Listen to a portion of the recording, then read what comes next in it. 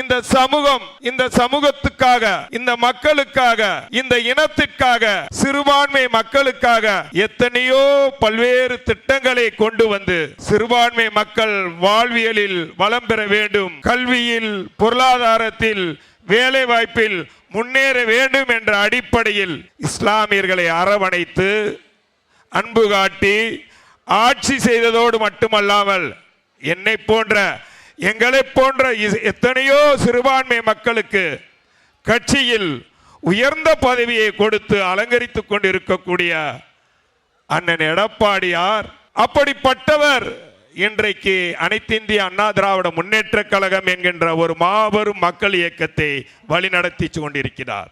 ஆனால் ஆடு யார நம்புனா கசாப்பு கடைக்காரனை தான் நம்புன்னு சொல்லுவாங்க.